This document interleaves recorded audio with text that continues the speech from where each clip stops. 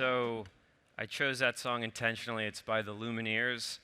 My college roommate started that band. He followed his dreams. He moved out to Denver. He took a chance, and I'm following my dreams. So maybe a smaller scale, but it's just kind of a cool, surreal moment.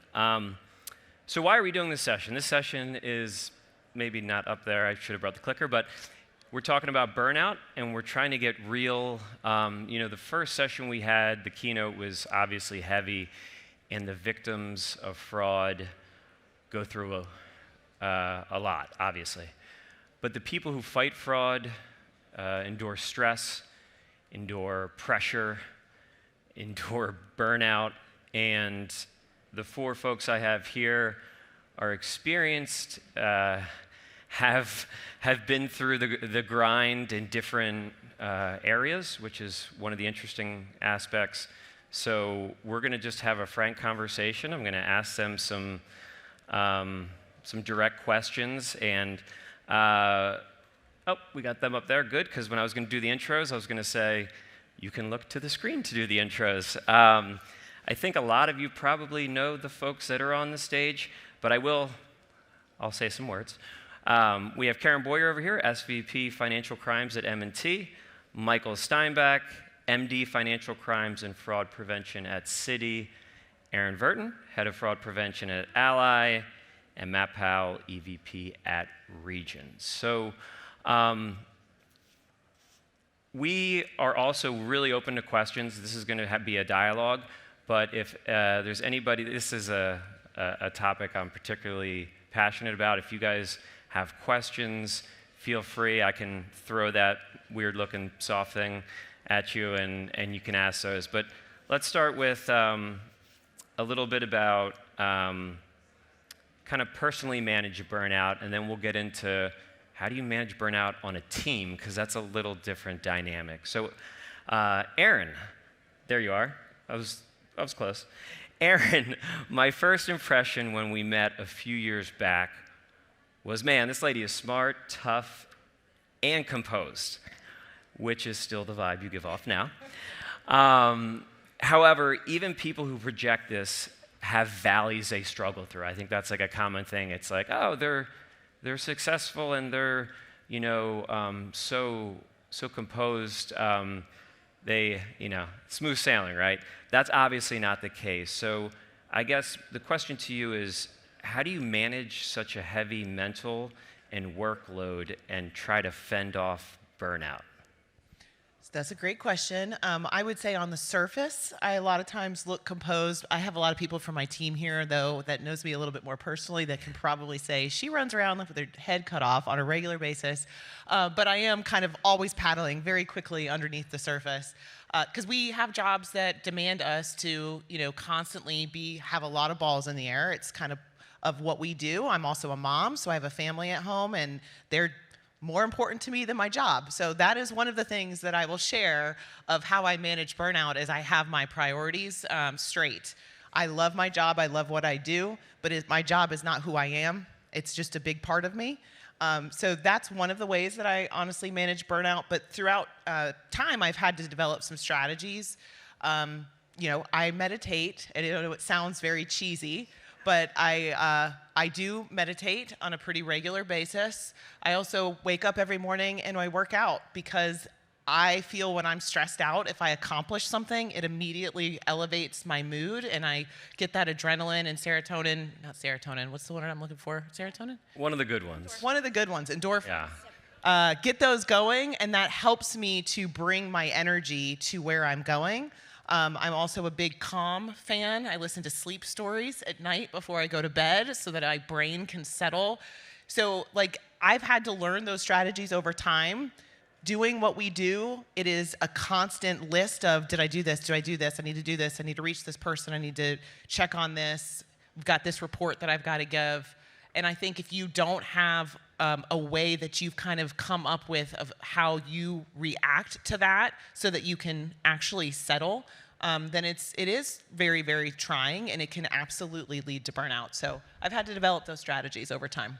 Yeah, I'm glad you brought up meditation because I didn't want to go down. That's been super helpful for me as well. Michael, it's going to be a similar question. I want to give people background. Michael comes from the public sector, executive assistant director of National Security Branch in the FBI. Wow. I think that's somebody who directly reports to the director of the FBI. All I know is I'm sure you face some tough situations in the public sector, tough situations at city. So what are some things that you found work pretty well, or you've tried and were like, no, that's not the way to go? Yeah, I guess first of all, I don't know if you guys caught this, but PJ introduced us as the 4 burnouts to talk about burnout. I think that's a compliment. I'm not sure. So I'll give you I think it's important to see successes and failures, and I'll give you a failure of mine because I remember it very clearly. As PJ said, I started my career first in the Navy, then I spent 22 years in the FBI, and first half of my career in the FBI was street work, and it was a lot of physical activity, a lot of running around, a couple car chases. You know, you got the adrenaline rush doing that. And then I got into management, particularly after 9/11. And like managers here in fraud, as you move up in the organization, you're less the doer, you're more the strategist, right? You're directing your team. And in many ways, and at least in my opinion, that's actually a lot more difficult and a lot more stressful. So I can specifically remember it was Martin Luther King, 2009, that holiday. I was working. I'd been working all day. I managed a team in counterterrorism. At the time, there was a lot of focus on homegrown violent extremism. It was somewhat rampant. And it was about 9 o'clock at night, and things were not just not going well, they were going horrible. We were losing control of a couple cases, some situations were going in the wrong direction. And I felt myself, we'd been yelling and arguing all day with the team, and I felt myself losing it. And I distinctly remember that night driving home, I couldn't breathe. I felt the walls closing in on me. And I remember calling my wife saying, I don't know if I'm having a heart attack or a panic attack. And she's like, you need to go to the hospital. I didn't go to the hospital, but I came home that night, and she says, look, you have got to exit. That's not healthy for you. And so the failure, I didn't manage the situation, and I ended up a short time later leaving for another job because I couldn't manage that level of intensity healthfully, I guess is the right word. And so it was a lesson learned for me many years later. I've come back into a stressful job, but I always look back on that day and say, that's what you cannot do. That's what you don't do. Yeah, thank you for being so transparent and open about that, because I think that's the reality of all of our lives. And in the business setting, obviously it's a bit more tricky to weave in emotions and mental health, but like we all have brains, I think, and we're trying to figure it out. So it's super helpful. Karen, you and I suffer from the same affliction. I'll get to it. We're upbeat and outgoing, which sometimes gives the impression that we just cruise through times. We're all good. Obviously, this isn't the case for anyone. Maybe can you talk about how to manage burnout when it's maybe not always obvious to somebody that you're burnt out because you're, the exterior isn't always what matches the interior, and that's been tough for me to express to people, and I feel like you maybe have those challenges as well. Yeah, it's a blessing and a curse, right? Yes. However, you are speaking in past tense as if I've already figured out how to deal with this. I will start with, it is challenging when you're always that upbeat, bright person, and then you have that day. And then you have to smile, and because in the best way possible, your positivity is what is driving your team. And they're like, oh, well, like we were speaking about it before, I truly believe that happiness is one of the lead motivators of productivity in general, especially since you can't necessarily promote people or give them, bonuses every time that it's being asked. So making people happy is, I guess, my blessing and my curse. But with that said, is there are days where you're just off, and then you feel like, okay, the burden's here. This is just one of those days. And it doesn't help that everybody's like, what's the matter? What's the matter? What's the matter? What's the matter? Can I help? Yeah. And it just continuously makes you realize, oh, so not only am I having one of those days, but I'm letting people down because now I feel like, oh, well, I'm not upbeat, so I'm dragging them down with me. And I like that we're having these discussions, especially like meditation. I try very hard to meditate, hopefully daily. It really is a game changer, especially when you get in a cadence. But I kind of want to debrief a little bit because we're talking about burnout in general, but we're not necessarily talking about like, well, what's burning us out, especially on the fraud part. So if you don't mind, I don't mind at all. no, it's like getting real here, if you will. Yeah. But it's a very challenging role to be a fraud fighter, and people have said in my career like it's a thankless job. If you're looking for thank yous, this is not the career for you. But my Irish self is like, no, certainly we'll get credit sometime, and it just doesn't necessarily happen that way. And so we're dealing with a lot of always proving yourself, prove. You know what's right. I love the opening montage, if you will, as we already discussed, great song. But at the same point of fraudsters collaborate, why don't you? Fraudsters collaborate, why don't you? And there's so much bureaucracy and red tape about it's not that easy, which I'm preaching to the choir here. But there's that on top of the fact that you're damned if you do, you're damned if you don't. You'll always be blamed. There's misconception that if you actually stop a good amount of fraud, then you're pissing other people off. You can do it right, and there's that healthy balance. But, call a spade a spade. It's challenging when you have one meeting and you're the defendant. Then the next meeting, you're the plaintiff. And then the next meeting, you're the defense attorney. And this is all within one day. And then meanwhile, it ends with you have two lawsuits. One is, how could you let this happen to me? And then the other one is, why are you holding my money? And that was literally a day that I had in July. And I didn't know which lawsuit to answer first. But it's burnout. And to that point, Aaron, you resonated even just what you said here is, my job does not define me. And that's something that I am really trying to move towards. And so I have a family, and I try very hard to manage the time as well, but it's something that I'm trying to also work on myself. So I apologize, PJ, if you thought I had the answers and that's why you invited me on here. But if somebody had the answers, I would take them nationally to broadcast. I love that challenge. These are open discussions. These are ideas. These are sharing, because when you hear other people, you're like, shit, that's me too. That makes you feel a little bit better. So, and sometimes it does make you feel better, but hopefully we could just air some of this out, because it is real. When I opened up, I said, what you guys do is really, really hard. So Matt, it was kind of funny when I asked if you would join this panel. You said, sure, but I'm not sure I'm the best person to talk about work-life balance. And I was like, no, that's exactly what we want. Leaders being real and honest about their experiences, whether it's, driving a lot or, everything in between. So with that said, when the work-life balance does get a little bit more heavy on the work side, I guess, how do you keep yourself kind of grounded? And this is more about maintaining long-term productivity, because I think in the short term, high achievers will be driving, right? And then before they know it, they're off the cliff, right? So how do you maintain the longevity of lots and lots of work? Good question, and it's good that there's lights and I can't see really anyone, because it saves me the eye rolls, because I have worked with a lot of people over the decades that I've been doing this, and they're like, why the hell is Matt up here talking about this?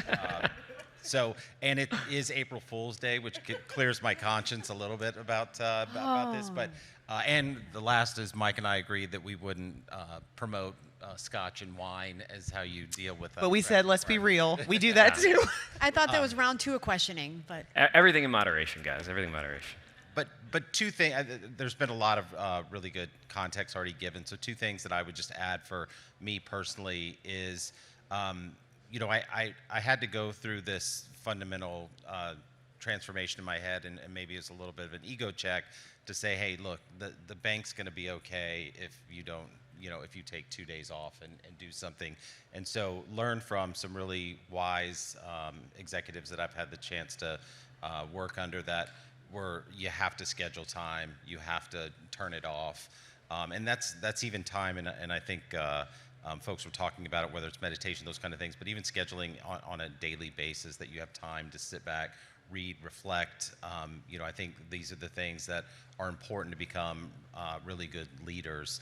But I also had the step back and just say, so, what is it about you that you can't turn it off, or you don't feel like you can take time off and those kind of things, and you have to be checking.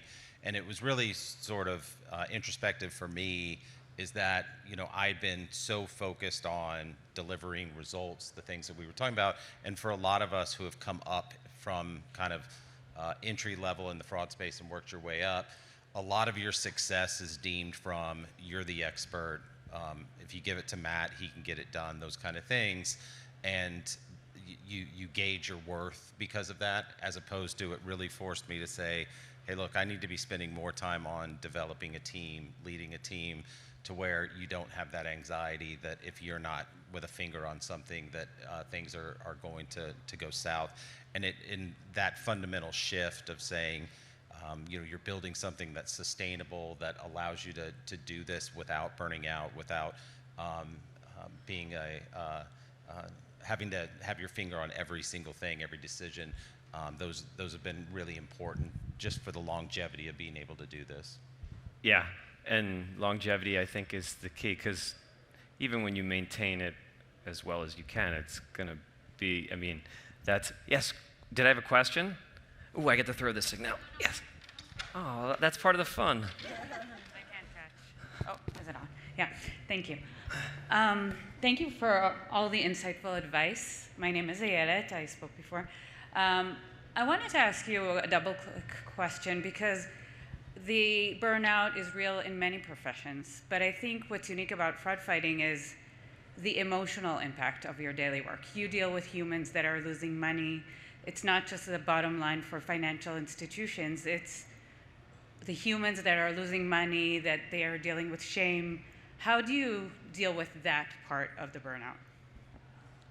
I can take that. So I think those are the reasons I love my job. Honestly, is to be able, I want to prevent that person from another person from having to go through that same thing. So for me, it's been about finding ways that I still can explore my passion while I'm kind of in the bureaucracy and executive updates and all of that kind of portion of my job. I have to find the reasons why I love this job and why I stay with it. So right now, working with the Noble, and we're creating a guide for scam victims, for banks to use as a resource with scam victims. So spending some time working with them on doing that, I have to find the moments of what make me love my job and make sure that they're incorporated into at least once a week, that I get something, like Matt said, you schedule something about why you're passionate about your job, so that you can remain in it and not just get so bogged down by all of the many balls you're juggling. I'll just echo, because exactly to your point, Aaron, that's the drive that keeps me going when I come to this burnout type of, peak, if you will. And it's the greater good is, and we'll touch into teams, but we're not metrics pushers. We're not just moving papers around. We're changing lives with every transaction that's touched. And so with that said, that is what keeps me, I would say, keeps me up at night, but that's not. But that's what keeps me sane, is understanding it's a bigger picture, and that's the why. And hopefully my actions and reactions of my team are saving people from going through that. Any other brave souls have a question? Or yeah. Oh, right now we don't get to throw it again. That's okay. Yes, sorry. sorry, stole your thunder. It's all good. First of all, thank you for saying that, because that's something that I've been saying a lot lately, is how do you balance that? You know, there is a lot of burnout in these roles, and I do the same thing, you know, volunteering and, you know, trying to make a difference on the other side. But my question is specifically for Mr. Powell. Bob Shiflett would like to know, how do you help your teams? How do you recognize when your teams are experiencing burnout, and you know, how do you support them? Well, mainly I would keep them away from Bob. I would be the shield to help with that. But in all seriousness, I think that it's about, you know, one of the things that a theme here has been the caring. I think people who have done this for a long time, there's something about a lot of us that we enjoy the instant gratification of this type of role. So it's not, you know, I built a marketing model and I've got to wait for 18 months to see how it performs. Those kind of things. You get real time in the day. And so as for me as a leader, what I've been able to work and have some really bright people on my team, highly innovative people on my team. And you have to create a culture to where my job is, hey, let's let these really smart people do what they do best. And I'm here to take away the obstacles, you know, be a bit of a distraction, you know, not feel like that an escalation is a bad thing. I stress that over and over with the team, is to say, look, if you need help, if we can do something in a 5-minute conversation versus you trying to do this for 2 weeks, those are the kinds of things that it's really about support. The team understands that it's okay to fail in this space, and that's generally not something that we talk a lot about, but that's kind of the culture that I try to drive with my team. Yeah, and you almost read one of my future questions. So that's perfect, because we're going into how do you manage, because it's one thing about managing your burnout, but trying to manage it and be supportive for a team of really high achieving people is not easy. So Michael, probably too much context here, but we were eating tacos in Charlotte the first time I met you in person, and you said something that struck me. The tacos are not relevant, but you said nobody is going to put the words "world's greatest fraud fighter" on your tombstone, which was obviously in relation to you know, how hard are you driving here? How much are you dialed in? And I think it was in relation to telling your team that, right? So besides those, that's a great quote. Just anything to expand on that concept? Yeah, no, I've had that conversation. It's been said to me, and I learned it a long time ago, and I've said it to some of these people in this room. And everybody here has kind of said about the same thing. None of us have figured this out, right? We're all, I would assume, somewhat A-type personalities. And I'll say something a little bit different than the way it was couched earlier. It's not the job that's causing the stress, it's you. You own you. I would venture to say if there wasn't a job that was called fraud fighter, your personality would, like moths to a light, would go to that type of job where you feel the value. And so it's not the job, it's you. You have to come to grips. I have to come with grips that, as Matt says, the job's going to survive me. No one's putting on my tombstone, best fraud fighter. So you have to allow yourself to say, okay, look, I have to figure this out for me. It's easy to figure it out when we're sitting on stage and there's not any stress in the moment, but as we know, we're going to get back to our offices and to our jobs, and things are going to change. So you have to think through what's important in life and really have that conversation. And although I'm probably not the oldest, I'm probably on the upper end of the curve in this room, you start to realize, okay, what really is important in life? And your faith, your family, your health, way down here is city fraud. Now, that doesn't mean way down here is not important. It's extremely important, but you have to put that into perspective. If you don't, at some point in your career or life, reconcile where your priorities are and that you own you, you're going to be miserable. It's a marathon, it's not a sprint. You have to figure this out. And it's not going to be the lights turn on one day, oh, I figured it out. It's going to be a constant struggle, but you have to prioritize your physical, your mental, and your emotional well-being so that look, when it's time to kind of kick back and play pickleball or have some scotch or some wine or do whatever you do it in a healthy way and you can enjoy that time. So I really look at it, and when I preach to the team, and I do maybe a little preachy when we have what we call town halls or state of the business calls, I bring this comment up and these messages up all the time.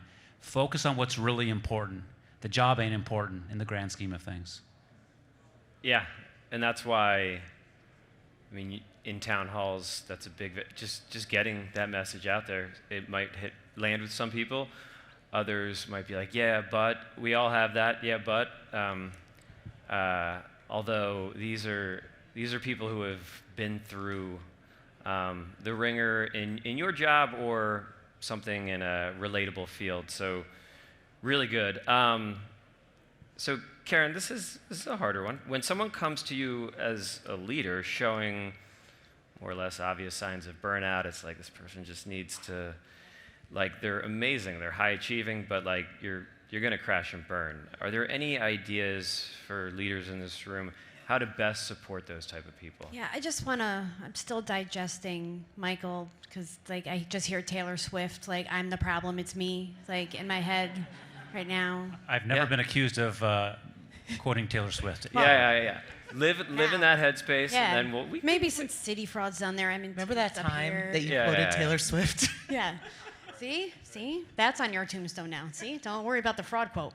But as far as somebody who lives burnout, if you will, I'm very well aware I could see it from a mile away, for myself included. And you're right. Like, I need to prioritize, like, my life. This is a therapy. Is this an intervention? But basically, this is fraud therapy. We'll be launching a podcast. well done, PJ. Yeah, You're there good you at go. this. But so especially when projects happen, meetings are occurring, I have to delegate different things, or creating leaders of leaders, and so I could see it coming. And so I actually, for Employee Appreciation Day, and there's some M&T folks here, so I hope I don't get in trouble for this, but I gave my team 3 mental health days to use throughout the year. I just asked, please don't use them all together at the same time, like on Christmas, like vacation. But even before that, when, for example, I have one of my teams, 11 people, lost 7 people to different departments or whatever reason, within the span of like 4 to 5 weeks. And so I checked in with him quite regularly, and I'm like, I think you might need a mental health day. He's like, I'm good. And now, mind you, he's always a positive person as it is. And it happened twice with him and another department leader I had, in which I offer, and then you wait the 48 hours, and then it's like, I think I'm going to take you up on that. And it's just the importance to know, like, I know if I'm feeling like this, I will take on as much of it as I can, but I can't protect, exactly to your point, they're feeling like that as well. And so I just try to be very conscious of it, provide tools without, like, getting too personal, if you will. Right. But I have no problem, like, hey, I'll take this meeting, take the day off. It's going to be nice tomorrow. And I think that resonates where, as a leader, you could see different managers and what their styles are, and so I could actually almost visualize, like, the bomb almost going off, and so I know exactly when to cut it off, and then say, hey, now's the time. It's easier said than done, but to be there for the support, to say, without kind of establishing, I know you're going to burn out, because I don't want to call it out, but I think it's time for you to take some time for yourself and prioritize, and it's been pretty, knock on something, wood, I guess, but it's been pretty successful. Yeah, I think that's a hard question, because it's a delicate balance. It's personal. It's depending on the manager, depending on the person, and then there's that fine line of accountability of them owning. You can lead a horse to water, can't make it drink, one of those things. And but you just being aware of it, I think, and being supportive and taking the steps that you think connect with this person, because one person's personality, if you bring up burnout or you bring up something like you should go meditate, they might just roll their eyes and be like, get the hell out of here. Another person might be like, yeah, that resonates with me. So it's a balance. And that kind of leads me to the next topic. So like nobody on this stage is where they are if they weren't kind of high-achieving, successful folks. So there is a balance between, like, of course, if you want to be at a certain level, there's going to be adversity. There's going to be tough times. There's going to be painful moments. And I think those moments actually build resilience if you learn how to work through those moments. But getting to my question, there's a difference between, like, working through tough times and I'm on the edge, I'm about to crash and burn. And so, Aaron, this is tough, but how do fraud leaders recognize the difference? And it's kind of to your question, but like, because you don't want to just be like, oh yeah, take as much, because that's not how you push yourself and actually get stronger and better. So how do you balance that? I mean, generally, I've balanced it pretty well in my career. I'm going through a period right now that's a little bit more stressful than I've had in the past. Yeah. And it's honestly because I see my team being really stressed out and we're in a cycle of something that we need to recover from. Who in this room has been in a cycle of something in fraud that you need to recover from and it's not going to be an immediate fix and everybody's kind of running on empty, but you've got to get it done? Every single person in this room. And it's hard, honestly, as a leader to witness that because you want to step in and make it better for everybody. And that's where I'm carrying it right now. And guess what? I'm not going to make it better for everybody. What I could do, though, is I could be there to offer encouragement, say thank you as much as possible. I really appreciate you doing that at the last minute. I also can help frame the situation as best I can, especially for newer people that are experiencing this maybe for the first or second or third time, which we've all experienced it probably about 20 or more at this stage in our career. Like, this will be over in 3 months. We still won't be in the same place we are today. We're going to be better on the other side. So, I'm feeling it. I head to Puerto Rico tomorrow with a pina colada, so I will be all better in a few days.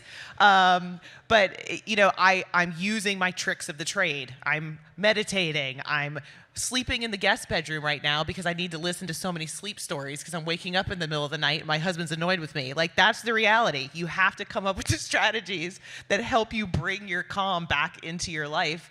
And that's what I'm doing. And I know that we'll get through it, but it really sucks.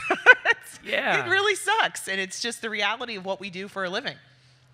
It really sucks. And that's okay to say, I think. And it's better when it really sucks comes from somebody who feels like a peer of yours. If it's really sucks comes from somebody out of the industry, or it's just, Oh, them fighting words. it doesn't connect. It's like you don't know my shit. Like, you don't know my stuff. Cool. So I think I have one question left. We have a little bit of time. I can think of questions on the spot, but anybody have a question in the crowd? Yes. Throw it over. And don't hurt them. Throw it. Sure, you don't want to throw it? Yeah, no, there we go. Hey, thank you, everybody. Thank you for the advice. Question: you guys are all in, high-level positions. What's your advice as far as burnout, dealing with line-up businesses? Because part of the fight for us is the continuous fight with the line-up businesses, trying to get your initiatives on your controls and all that, but getting that constant pushback. What's your advice for dealing with that kind of burnout? I've never heard of that. I'll start.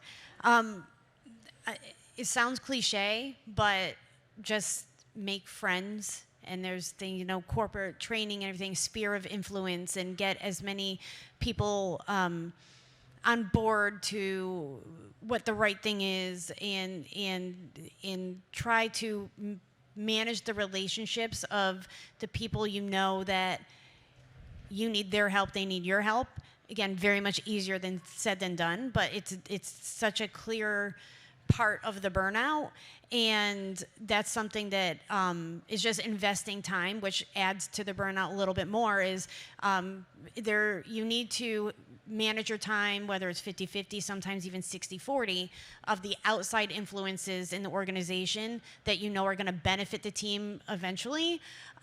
So don't shy away from understanding that they are actually part of your team. And so in a non-political way, if you will, but invest the time in those stakeholders to, if, for example, if you have to go to a meeting, everybody loves the pre-meetings, but, meet with them first so that if it's a larger group, then we could ensure that they're going to somewhat support you and or you understand what their angle is and come to a happy medium and come to that on that meeting instead of using the meeting to kind of dissect it piece by piece. Again, easier said than done, but that's something that I know that has helped me in the past couple years of just creating the allies throughout the bank, and in doing so as a PR as well. Like if fraud prevention's done right, it's actually better customer service. And for example, very low-level question, but like instead of like fraud 101, like transfers, it's like, oh, okay, well, it's a fraud control. We can't do anything over 100,000. Explaining to them, like, well, if we have the right controls in place, we don't have to worry about transfers thresholds, and we could actually grow the business line. And so that's one of the things that we've been working on, is ensuring and trying to change that narrative that fraud prevention doesn't have to be, you guys hear the quote sometimes, but it doesn't have to be the friction to the business line. If it's done right, you could actually sell it as part of the package to increase their products. And takes a while, but it's definitely necessary and has been pretty beneficial. Any other questions out there? Yeah, all the way back there. All right, Yeah, well, you can reach that. We do a mid-run. There we go. Thank you, Bianca. Yeah, I think one of our struggles in my department is that we all work so well together, and we detect the fraud, we shut it down. My department's blessed in not only having fraud, but BSA and AML as well. So we blend the two perfectly. We develop the SAR, we do the investigation, but I think where a lot of our struggles and burnout comes from is when it comes to working with other financial institutions, because we're all here together in the same fight. All of us in the room are trying to collaborate with one another and get to the bottom of this, because a lot of what we'll find are money mule schemes, and these involve multiple financial institutions moving the money between the victims. But when you try to reach out to the other financial institution, it becomes a situation where they don't feel like it meets the requirements, whether it's money laundering or even a specified unlawful activity, which is a predicate offense by the regulation for fraud. So they end up shutting it down, and you can't really get to the next level. How do you suggest, if you had advice to the institutions in the room, how do you suggest that they deal with that burnout, and then also, how can we get past that? I'll start again, if you don't mind. But I think, and PJ didn't pay me, but events just like this is how to network with the other FIs so that you have those friends. And so you could say, like, going through the typical channels, if you will, but, I could call and be like, hey, it's Karen. We have a case for you. It's not really getting the right attention. Can you please take a look at this? And until we get, now there's been plenty for the past few years, and there's still some in the works about info sharing and what that's going to look like between banks, and why we don't do that already. But until we get that actual infrastructure and framework down, just networking, it has been like eons of help to me, of just people like, oh, do you know somebody at this bank? Do you know somebody at that bank? And then giving that call and saying, hey, this claim's getting denied. Can you please take a look at it again? We know that we're holding money for you because our customer is the mule, but I understand your customer didn't file the claim yet because they're a victim, so don't know they've been scammed. And those personal relationships have helped move that needle forward.